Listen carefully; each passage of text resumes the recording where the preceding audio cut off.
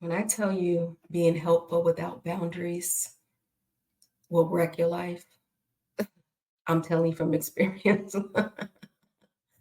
It's not a good decision. It's not a good decision. Let's get into it. You ready?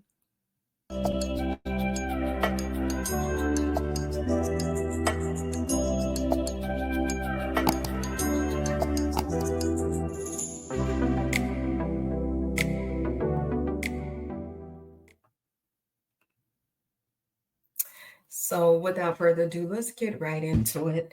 If you guys are following me, I just dropped a video about me embracing my new state and all of the things that I am experiencing in real time in a new state, starting over, literally relearning myself all over again in all of the ways. And I'm sure I haven't even scratched the surface of learning the new me.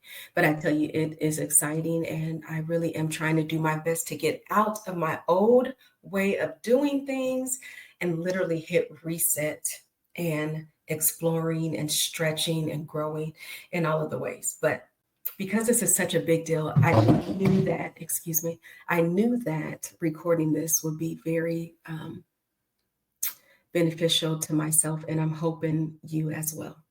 So, this video, y'all, is about being helpful without boundaries and how it has not benefited me in any way, shape, form, or fashion, but it has tremendously benefited the beneficiaries. How about that? So, you guys, how did I get here? I definitely want to start from the beginning. I was raised by a traditional woman. She was raised in the South, raised in a two-parent home. Being one of five kids, especially as one of the older siblings, you automatically, unless you just something crazy happens, typically the older children are the ones that are more helpful. And so have always known myself to be the help, to show up as a help, and also show up in spaces where I was more self-sufficient maybe than the next. And you know what? I actually want to explore that. I will in my own time and maybe circle back around to you guys. But I'm wondering, was I really self-sufficient, or did I feel like there was no one around me that was really going to do what needed to be done? So if I didn't show up for myself, I wasn't going to get showed up for. I actually think that's really what it was. I think that's really what it was. But you guys, I had a moment while I was talking in the last video, and I just was realizing in real time how being groomed to be the help, but also not learning how to have healthy boundaries has wrecked my life in several ways. You go back to your upbringing and you really can connect the dots on how you move and groove. And that really does you a huge service of learning where the root is and how to pivot and recalibrate. Growing up, I was praised for being the helper. I remember helping my siblings for as long as I can remember. I always had someone, a sibling, family member living with me. More than not, it was free, rent free, living with me, so quote unquote, helping them get on their feet while I footed the bill. And I always got praised for that.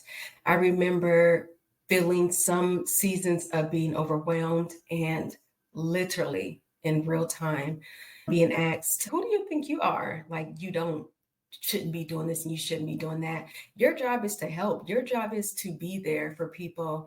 And because that was the message given to me, I always thought that I was being bad when I set boundaries. So I just stopped setting boundaries. Additionally, while being groomed to be the help without boundaries, we also were raised in a strong Christian background. And so unconsciously, I married being helpful with being a Christian, or being helpful with being a good person. And I always wanted to quote unquote be a good person, because if I was deemed a good person, you would care about me. If I was deemed a good person, you would love me.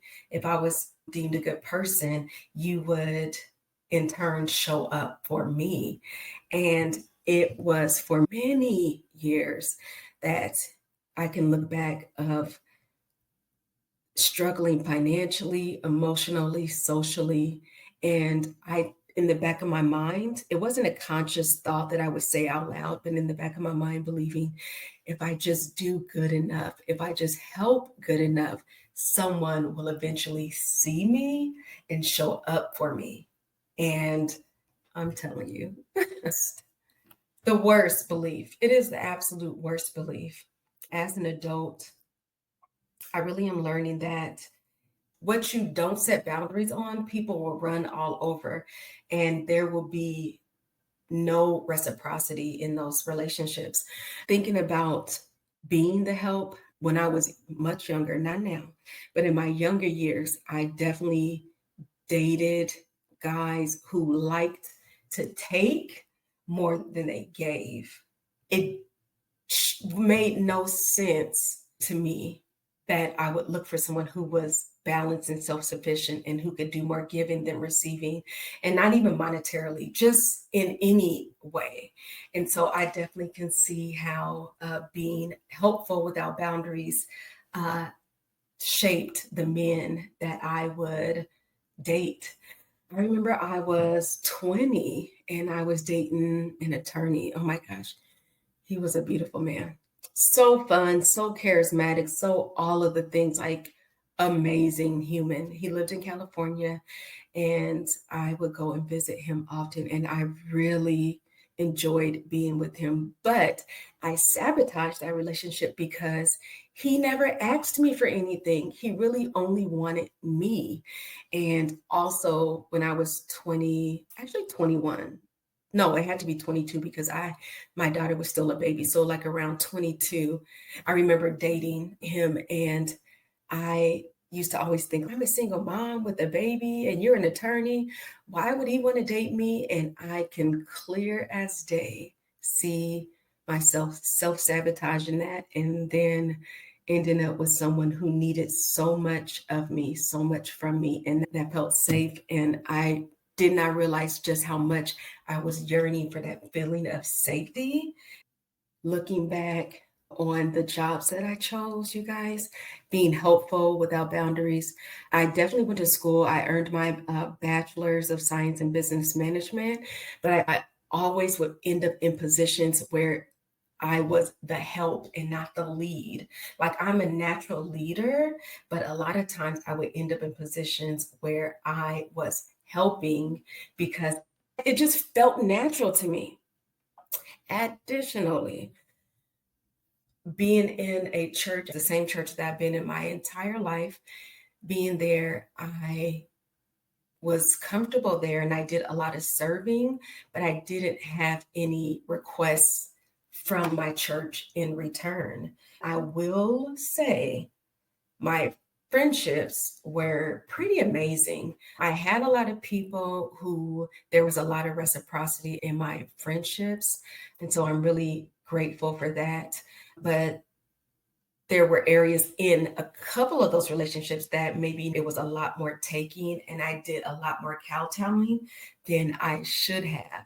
I definitely can say that I have made a great pivot in the different areas of my life. And I'm also having to be patient with myself and allowing myself to be comforted from within.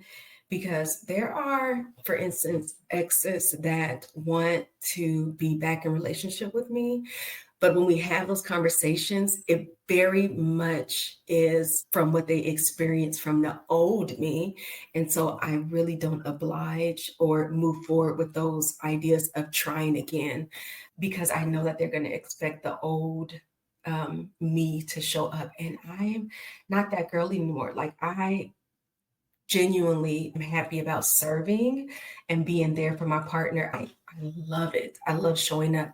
But the men that I date now, they show up a lot in a lot of ways that I didn't experience in the past. And I'm actually learning how masculines are givers and feminines are receivers. I also feel like I'm less stressed and relationships that I'm in nowadays and the ones I was in the past. And I can never go back to that again. Moving forward in the church homes that I am choosing, I actually have tried 3 churches so far, and I'm actually at a church now where I am actively looking at what they offer. There's a church that I'm visiting. I think I've been there like 3 or 4 times so far, and they have a lot of diverse classes and courses available. Like they have debt management classes, homebuyer classes, singles groups, a lot of outings for connection and fellowship, and a lot of services around Bible study, which I absolutely love. I want to be at a church where we get to do as much as other entities does. You know what I mean? Like I want to be in a church that's thriving, that's young, that's fresh. They're excited about each other. They're excited about connection. They're excited about growing together, and they're excited about bringing tools that grows not only the leadership in the church, but the people in the church as well. Last but not least, I am in a space where I'm really relearning my friends and they're relearning me, and we are reintroduce ourselves to each other in a really beautiful way. And so I'm super super stoked about that, you guys. I really am on this journey of more. I swear every time I say more, I get all caught up because it just feels so good to be alive and be able to have the opportunity to ask for more and know that you'll receive it, but also not be fully sure of how it's going to show up. You guys, I am really here with my hands open and my heart open, but my eyes open too on what's to come. I just giving you guys a little bit more background of who I was and my upbringing, and just get more in depth about who I am and my journey of where I'm going and why I'm choosing the new path that I'm on. I really hope this has been beneficial to you. I will see you guys again next week. Until then, have an amazing week. So say a prayer for me, and please like, subscribe, and share. I'll talk to you guys soon. Bye bye.